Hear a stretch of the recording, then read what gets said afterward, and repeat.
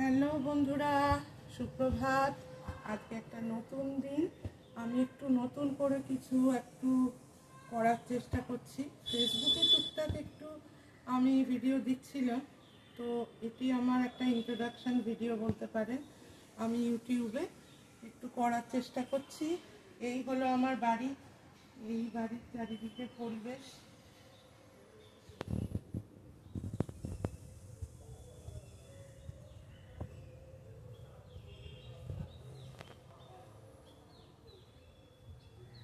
আমার বাড়িটা খুব একটা শহরের মধ্যে নয়, এত গাছপালা দেখে বুঝতেই পাচ্ছেন আমি একটু গ্রামের দিকে থাকি।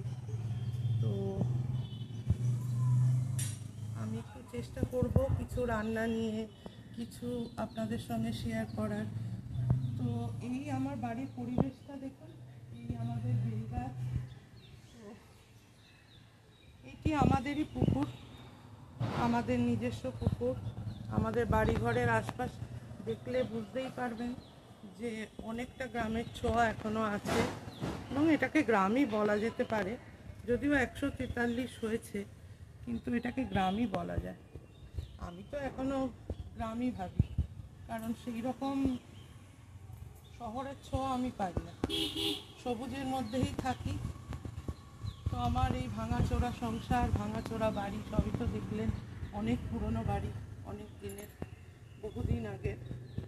দেশ ভাগ হয়ে বাবারা এখানে আসেন প্রায় দেশ ভাগ হওয়ার আগে, স্বাধীনতার আগে। তো তখন থেকে এখানে বাস। আমার বাপের বাড়ি নাকতলা, কিন্তু আমার শ্বশুর বাড়ি এখানে। যখন 94 সালে আমার বিয়ে হয়, তখন কিন্তু এখানে কোনো বাড়িঘর ছিল না, পুরো মাটির রাস্তা, সম্পূর্ণ গ্রাম যাকে বলা যায় তাই ছিল। তাও এখন প্রায় 32-33 বছর কাটিয়ে ফেললাম, ছেলেমেয়েরা বড় হয়ে গেছে, অবসর টাইমও এসছে।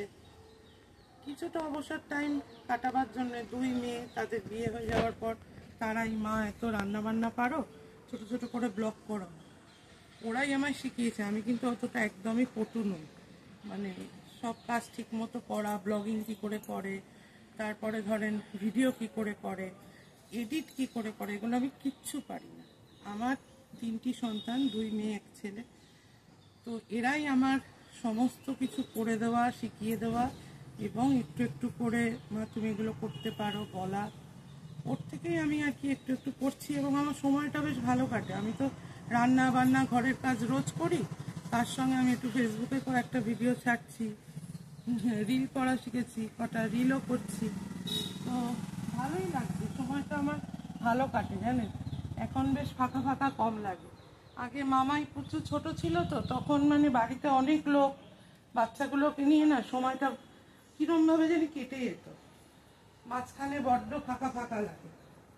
কিন্তু এখন বেশ আবার সময়টা ভালো কাটে। এই যে সকালবেলা উঠে একটু ভিডিও করব, এটা আমার রান্নাঘর, অনেক পুরোনো দিনের বাড়ি, তাই একটু এইরকম।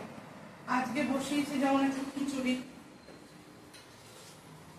সোমবার তো একটু সোমবার দিনটা মানি, তাই আজকে সব সবজি টবজি ভেজে একটু একদম নিরামিষ, তাই বসিয়েছি খিচুড়ি। এটি আমার রান্নাঘর। তো এইটি আমাদের একটু বসার জায়গা, খাওয়ার জায়গা, যা বলেন তাই। এইটি হলো আমার সবচেয়ে প্রিয় জায়গা, সেটি হলো আমার ঠাকুরঘর।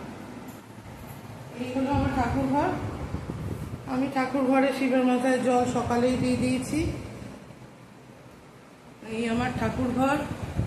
এইটি হলো বাবা মায়ের ঘর। মানে বাবা মায়ের ঘর এখনো আমি বলি, কারণ মা বাবু এখন নেই, প্রায় 20 বছর আগেই তারা গত হয়েছেন, কিন্তু বাবা মা বলাটা ছাড়তে পারিনি।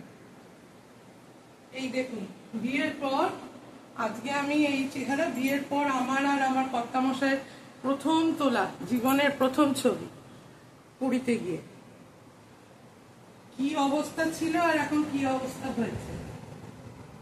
এটি আমাদের সামনের বারান্দা, এখানেও আমার অনেক সময় কাটে, প্রচুর সময় কাটে জানেন। আর এখানে একটি আছে সামান্য ছোট একটা এসি ঘর, এখানে বসে মোটামুটি ভিডিও গুলো বানাই, ভালো লাগে। যদি আপনাদের ভালো লাগে, আমার কথা ভালো লাগে, তাহলে আস্তে আস্তে একটু আমার পাশে থাকবেন। আজকে প্রচন্ড বৃষ্টি আমাদের এখানে, ঘরে সব মেলা। এইটি আরেকটা ঘর, যদিও এই ঘরটার মধ্যে অনেক জামা কাপড়। বন্ধুরা এগুলো ইগনোর করা ছাড়া কোনো উপায় নেই। তো আজকের ইন্ট্রোডাকশনটা এরকম ভাবেই সারলাম।